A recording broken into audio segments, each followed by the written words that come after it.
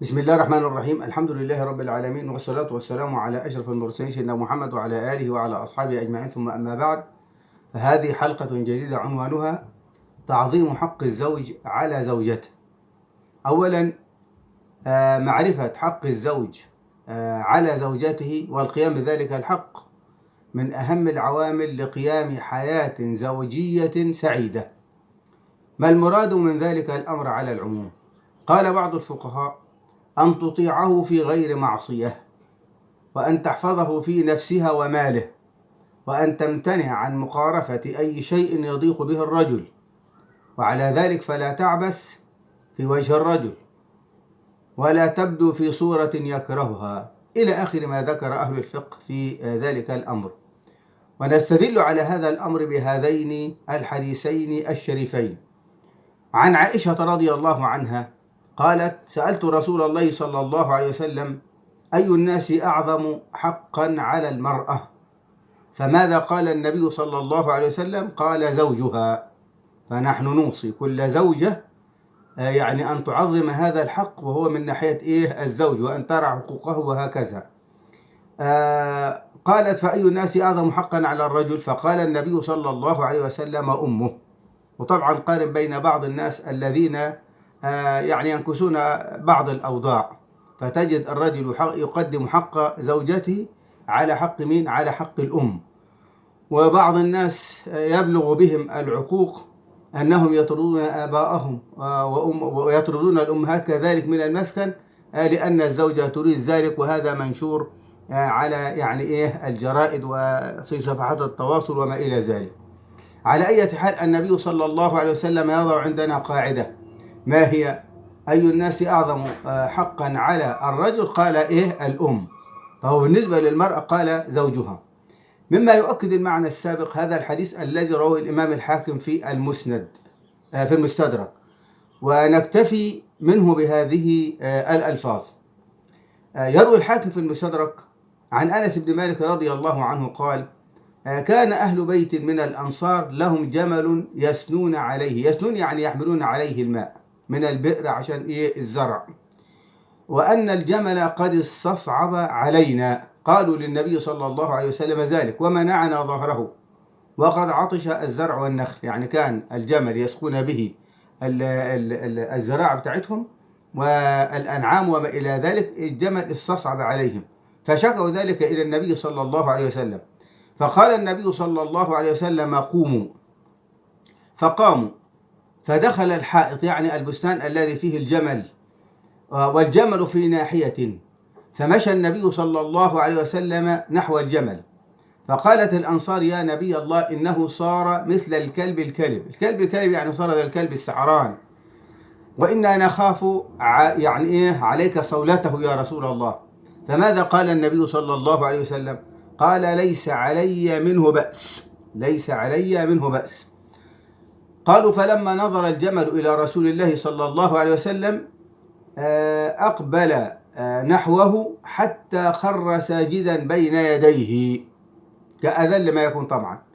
فأخذ رسول الله صلى الله عليه وسلم بناصيته أذل ما كانت قط، حتى أدخله في العمل وابتدى يسقي الزرع. ماذا حدث بعد ذلك؟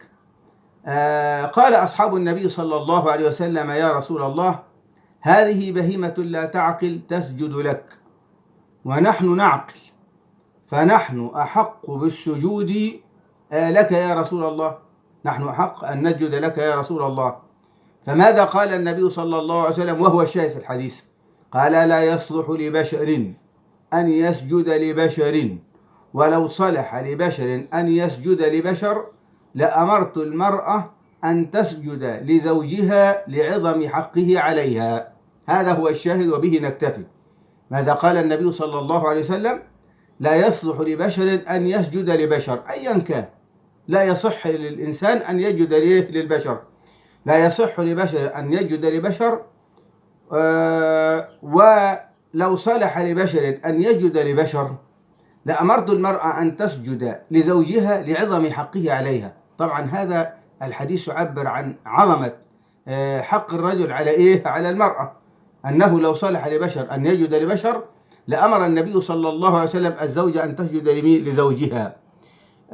فلا يحق بعد ذلك للذين يذكرون على مواقع التواصل أو في الجرائد أو في كذا أو في كذا كلاما يجعل المرأة تعصي زوجها، ويجعل المرأة في حالة تضاد بينها وبين زوجها.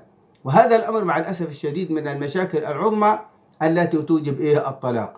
والحديث عند الإمام أحمد بن حنبل في المسند، وهو حديث جيد كما قال صاحب الترغيب، وأيضا يوجد في عند النسائي في سننه، وكذلك عند ابن حبان.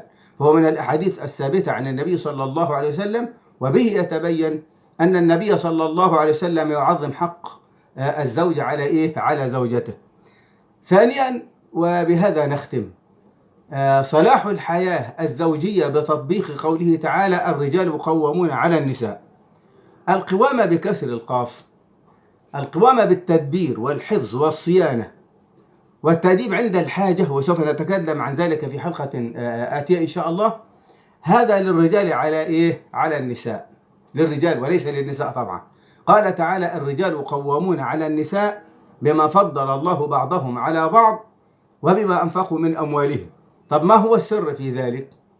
السر في ذلك أن القوامة في الأسرة للرجل لأنه الأقدر بما فطره الله تعالى، وقد فضل الله تعالى الرجال على العموم طبعا، الرجال على النساء بأمور منها الإمامة والولاية والميراث والشهادة والجهاد والجمعة والجماعة. كل هذه الأشياء فضل الله سبحانه وتعالى بها الرجال على مين؟ على النساء بهذه الأشياء. لكن طبعا هناك بعض النساء أفضل من كثير من الرجال، دي حالات، لكن هذا الأمر على العموم. كما أن الرجل غالبا ما يفضل المرأة في الرأي والعقل والعزم والقوة، وطبعا على العموم كما ذكرنا، وإن كان بعض النساء من الممكن أن تتفوق على الرجال في ذلك. يبقى الرجال قوامون على النساء بما فضل الله بعضهم على بعض وبما أنفقوا من أموالهم. طبعا في النفقة والمهر وما إلى ذلك. فجعل الله تعالى للرجال القوامة على الزوجات، وهي قوامة رباط ومحبة تقوم على التعاون بينهما والمعاشرة بالمعروف، وليست القوامة طبعا كما يذكر بعض الناس هي الضرب والتهديد والوعيد وما إلى ذلك. هذا ليس من الإسلام في شيء، وسوف نجعل حلقة كاملة أو حلقتين لهذا الأمر في المستقبل. لكن على أي حال، البيوت يكون صلاحها بتطبيق قوله تعالى: الرجال قوامون على النساء. والخلاصة أن القوامة للرجال على النساء بالتدبير والحفظ والصيانة وما إلى ذلك، لا يصح أن يكون ذلك إلا للرجال. وإذا انتكست الأمور انتكست البيوت، وهذا ما نشاهده في دنيا الواقع. وطبعا احنا في المستقبل إن شاء الله سوف نذكر حقوق المرأة على مين؟ على الرجل، لكننا نأخذ الأشياء تدريجيا في هذه الحلقات. وفي هذا القدر كذا طبعا الهدف من هذه الحلقات السعي إلى إعمار البيوت، وليس كما يفعل الآخرون السعي إلى خراب البيوت بأن يعني التدخل بين الرجل وزوجته بتعصية المرأة على الزوج، أو يعني يقول لها ليس هو أفضل منك ولا كذا ولا كذا وأنت متعلمة وأنت ونحو ذلك. يبقى يتسببون في خراب البيوت، لدرجة أن أحدهم قال: ليس على المرأة أن تخدم زوجها. وهذا سوف نتناوله في حلقة آتية إن شاء الله، ونبين خطأ الرجل الذي قال ذلك في بعض الفضائيات، وأنه يعني قد أفتى خطأ بما يخالف الشرع الإسلامي. وفي النهاية نسأل الله الهداية، وصلى الله على سيدنا محمد وعلى آله وصحبه وسلم عدد خلقه ورضا نفسه وزنة عرشه ومداد كلماته. وإلى حلقة آتية إن شاء الله، والسلام عليكم ورحمة الله.